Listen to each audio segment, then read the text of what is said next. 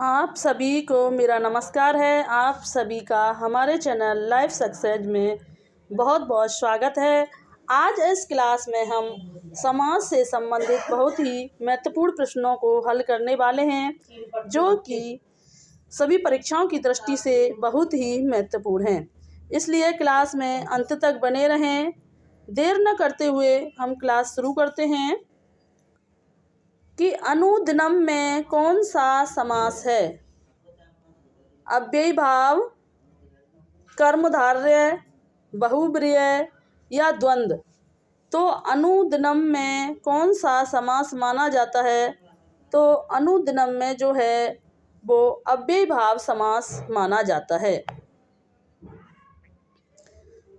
अव्ययी भाव समास जो होता है वो वहाँ पर होता है जहाँ पर पहला पद प्रधान होता है, वहाँ पर अव्ययी भाव समास माना जाता है। और जहाँ पर विषय विशेषण की बात की जाती है तो वहाँ पर जो है कर्मधारय समास माना जाता है। जिस पद के दोनों पद प्रधान होते हैं उसे द्वंद्व समास कहते हैं। और जहाँ दोनों पदों के अलावा किसी अन्य पद की प्रधानता होती है वहाँ पर बहुब्रीहि समास आता है। तो अनुदिनम में अव्ययी भाव समास है। दिन, दिनम, दिनम, अनुदिनम, अत्रापि जो है यहाँ पर माना गया है। अगला प्रश्न देखते हैं कि प्रतिदिनम शब्द का समास विग्रह कीजिए। प्रतिदिनम शब्द का समास विग्रह कीजिए। तो प्रतिदिनम का जो समास विग्रह है, दिनम, दिनम, प्रति जो है प्रतिदिन का समास विग्रह माना जाएगा। और प्रतिदिन में जो कौन सा समास माना जाएगा? तो प्रतिदिनम में जो है वो अव्ययी भाव समास माना जाता है। अगला प्रश्न देखते हैं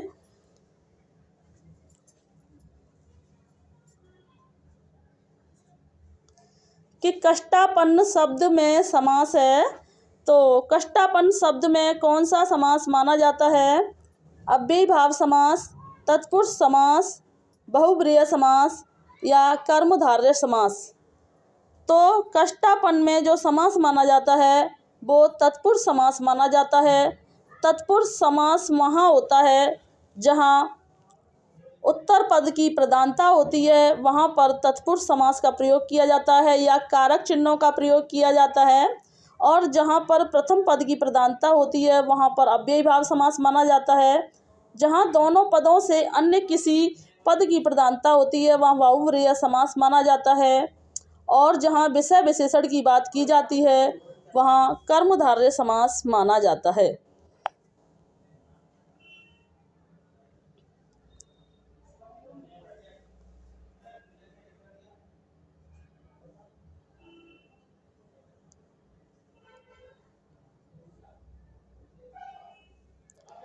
अगला प्रश्न देखते हैं कि हरित्रात समास पद का विग्रह होगा।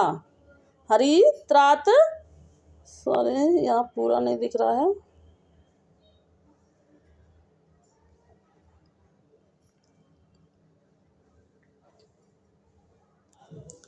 हरित्रात समास पद का विग्रह होगा।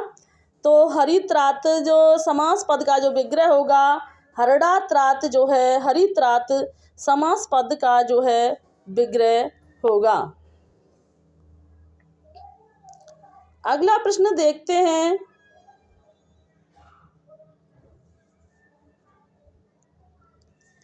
कि निम्नलिखित शब्द में नग्न तत्पुरुष समास कौन सा है? तो रोग मुक्त, राजपुरुष, अभाव या पुत्र हितम। तो इनमें से जो निम्नलिखित शब्दों में से जो नग्न तत्पुरुष जो माना जाता है तो वह अभाव जो है नग्न तत्पुरुष माना जाता है। जहाँ पर अभाव मतलब कहीं किसी चीज़ की कमी दिखाई जाती है वहाँ पर नग्न तत्पुरुष होता है, जहाँ पर इनके पहले आ उपसर्ग जुड़ा होता है, आ या अन उपसर्ग जुड़ा होता है।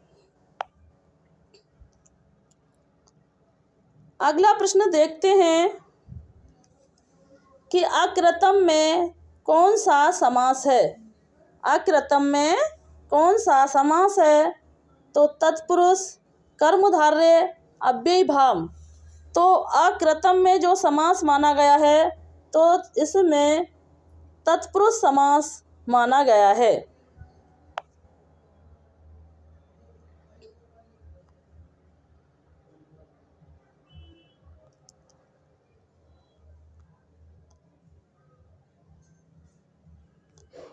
अगला प्रश्न देखते हैं कि युधिष्ठिर में कौन सा समास है? तत्पुरुष समास, बहुब्रीहि समास, अलूक समास या कर्मधारय समास। तो युधिष्ठिर में जो है वो कौन सा समास माना जाता है? तो युधिष्ठिर में जो है वो अलूक समास माना जाता है।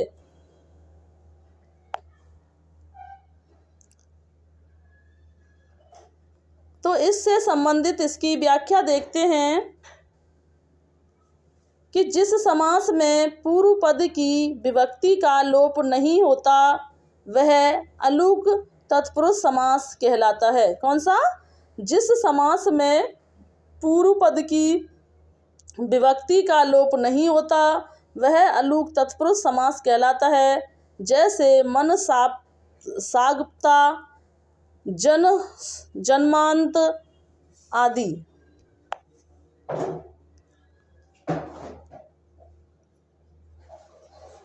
अगला प्रश्न देखते हैं कि निम्नलिखित में से कर्मधारय समास किसमें है?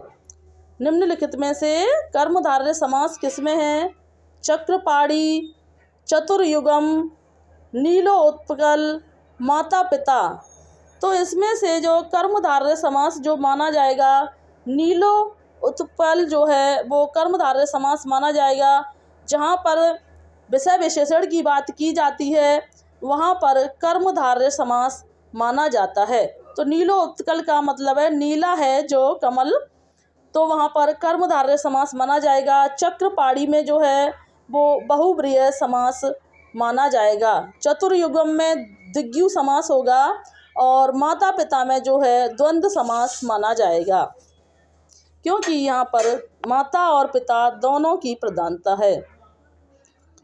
अगला प्रश्न देखते हैं कि नीलोत्पल शब्द में कौन सा समास है? तो वह प्रश्न फिर रिपीट हुआ है।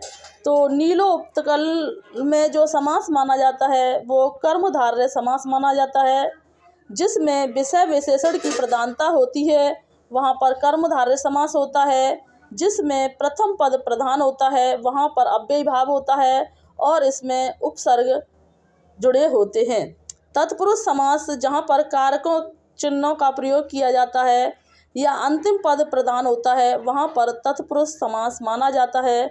और बहुब्रीहि समास जो है वो दोनों पदों से जब किसी अन्य पद की प्रधानता होती है तो वहाँ पर बहुब्रीहि समास माना जाता है। यही क्वेश्चन फिर रिपीट हुआ है कि नीलोत्पल में कौन सा समास है? तो नीलोत्पल में जो समास माना गया है तो यहाँ पर जो वो कर्मधारय समास माना जाता है।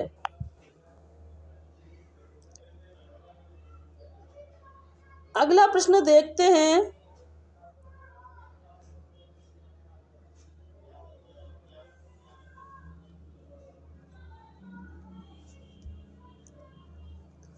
कि निम्नलिखित में से पितरो शब्द का कौन सा समास विग्रह उपयुक्त है? निम्नलिखित में से पितरो शब्द का कौन सा समास विग्रह उपयुक्त है? तो इसमें से माता चा, पिता चा जो है वो पितरो शब्द का समास विग्रह माना जाएगा।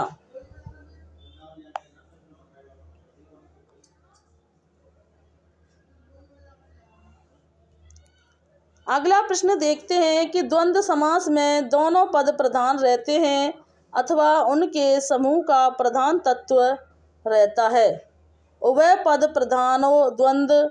द्वंद्व समास तीन प्रकार का होता है: इतरेतर द्वंद्व, समाहार द्वंद्व, एक शेष द्वंद्व।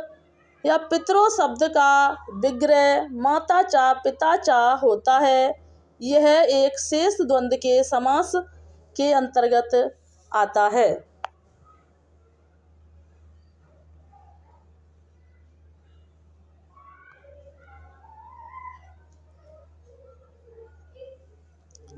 अगला प्रश्न देखते हैं कि गोधूम चरणम में समास है।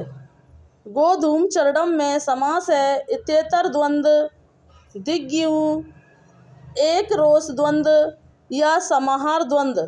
तो गोधूम चरणम में कौन सा समास माना गया है? तो गोधूम चरणम में जो है वो समाहार द्वंद्व माना गया है।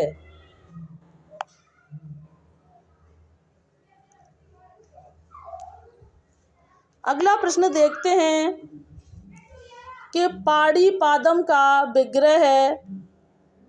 पाड़ी पादम का विग्रह है तो पाड़ोचा पादोचा जो है वो पाड़ी पादम का विग्रह माना जाता है। अगला प्रश्न देखते हैं कि चंद्रकांति शब्द में कौन सा समास है?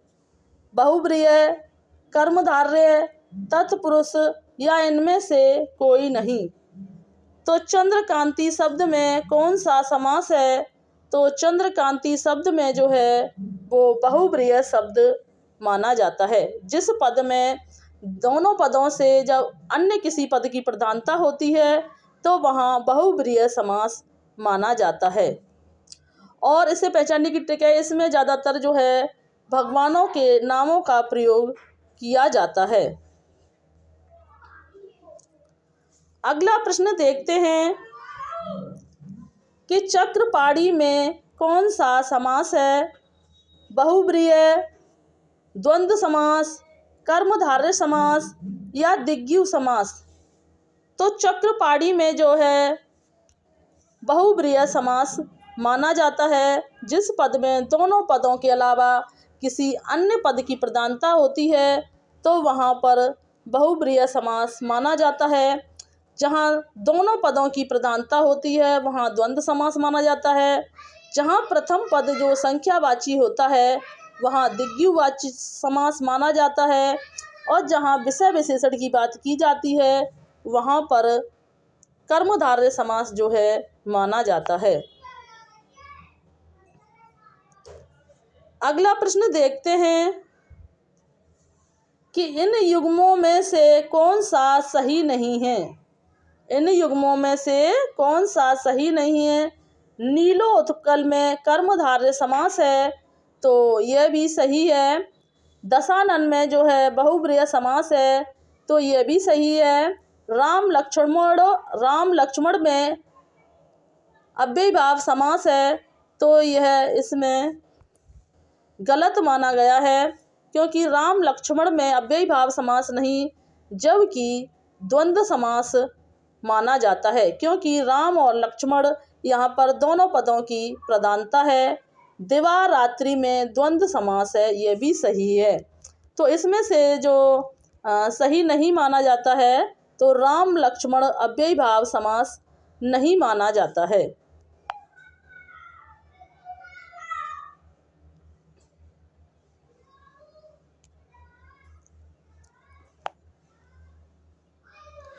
यहाँ से विभक्तियाँ देखते हैं कि विद्यालय निक्सा नदी अस्ति में कौन सी विभक्ति है? विद्यालय निक्सा अस्ति में कौन सी विभक्ति है? तो द्वितीया, तृतीया, चतुर्थी या पंचमी। तो विद्यालय निक्सा में जो विभक्ति मानी जाती है तो वह द्वितीय विभक्ति मानी जाती है। तो द्वितीय विभक्ति कब मानी जाती है, इसकी व्याख्या देखते हैं कि जब द्वितीय विभक्ति का प्रयोग कब किया जाता है? अभित, परित, सम्या, निक्सा, प्रतियोग्यपि अर्थात अभित चारों ओर, सब ओर, परित माने सब ओर, सम्या माने समीप, निक्सा आदि और तरफ शब्द जिस शब्द के संबंध में प्रयुक्त हों वहाँ पर द्वितीय विभक्ति का प्रयोग किया जाता है। कहने का मतलब है जिसमें अभित, परित, निक्सा शब्दों का जो प्रयोग किया जाता है वहाँ पर जो है द्वितीय विभक्ति मानी जाती है।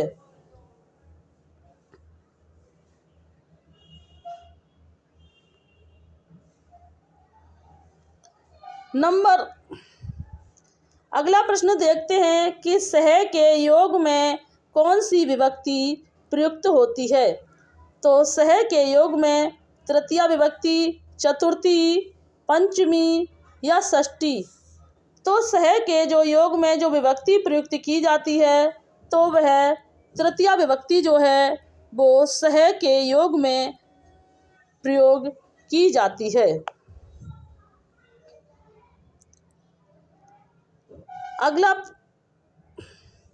अगला प्रश्न देखते हैं कि भिक्षुक, पादेन, खंजव, अस्ति में कौन सी विभक्ति है।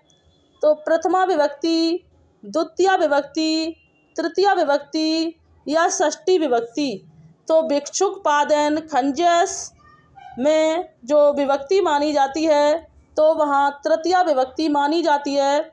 तो सह के योग में तृतीया विभक्ति होती है और जब किसी अंग में कोई विकार पाया जाता है तो वहाँ पर भी तृतीया विभक्ति का प्रयोग किया जाता है। अगला प्रश्न देखते हैं कि गणेशाय नमः में प्रयुक्त विभक्ति है प्रथमा, द्वितीया, चतुर्थी या षष्ठी।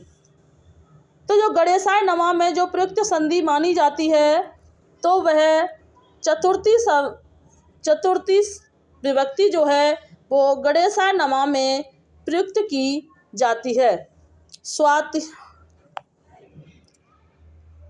स्वाति, स्वाहा, स्वधा आदि जो नमः आदि जो है यह चतुर्थी विभक्ति में प्रयोग की जाती हैं। अगला प्रश्न देखते हैं कि नमः स्वास्तिक, स्वाहा, स्वधा के योग में प्रयुक्त होती है द्वितीया विभक्ति, चतुर्थी विभक्ति, तृतीया विभक्ति या पंचमी विभक्ति।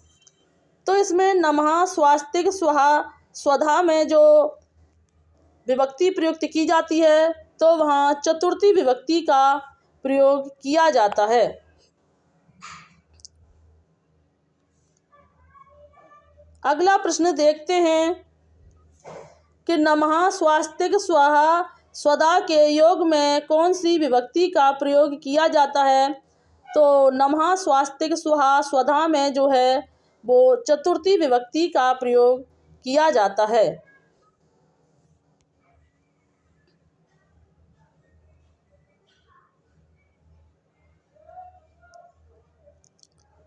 अगला प्रश्न देखते हैं कि फिर से वही क्वेश्चन रिपीट हुआ है कि नमः शिवाय में कौन सी विभक्ति का प्रयोग किया जाता है। तो अभी ऊपर बताया जा चुका है कि जो नमः शिवाय में जो है वो चतुर्थी विभक्ति का प्रयोग किया जाता है।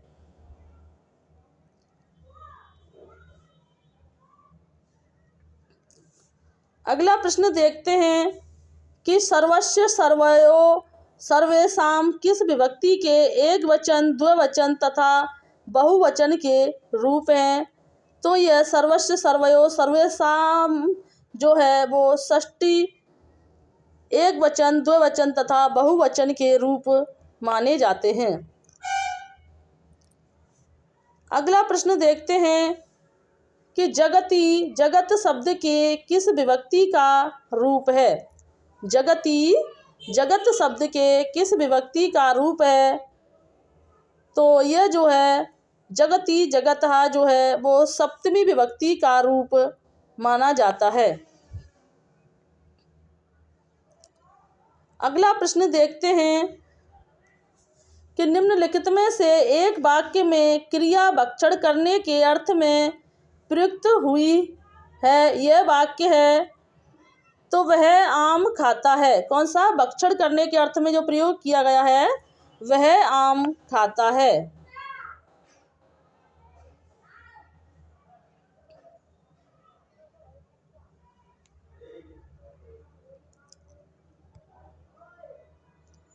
यहाँ से प्रत्ययों को देखते हैं कि कृति शब्द का निर्माण किस प्रत्यय के योग से हुआ है। तो कृति शब्द का निर्माण जो है वो कितिन प्रत्यय के योग से माना जाता है। अगला प्रश्न देखते हैं कि विभक्ति सूचक प्रत्यय को कहते हैं। विभक्ति सूचक प्रत्यय को जो है सुप कहा जाता है। अगला प्रश्न देखते हैं कि तुमुन प्रत्यय का प्रयोग निम्नलिखित में से किस अर्थ में किया जाता है। तो तुमुन शब्द का जो प्रयोग किया जाता है वो के लिए जो है तुमुन प्रत्यय का प्रयोग किया जाता है। अगला प्रश्न देखते हैं कि तदव्यत और अनियर प्रत्यय का प्रयोग होता है। तो तदव्यत और अनियर शब्द का जो प्रयोग किया जाता है वो चाहिए के अर्थ में तदव्यत और अनियर प्रत्यय का जो है प्रयोग किया जाता है।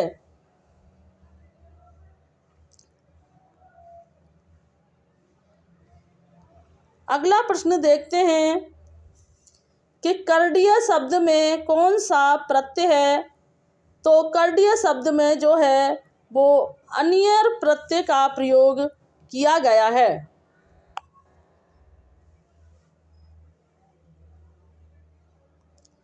तो आज की क्लास को हम यहीं समाप्त करते हैं। अगर आपको हमारी ये क्लास अच्छी लगी हो तो इसे लाइक शेयर करें और ऐसे ही निरंतर महत्वपूर्ण टॉपिकों के साथ प्रैक्टिस करने के लिए हमारे चैनल को सब्सक्राइब करें और एक कमेंट ज़रूर किया करें और इसे ज़्यादा से ज़्यादा शेयर करें। Thanks watching this video. जय हिंद, जय भारत।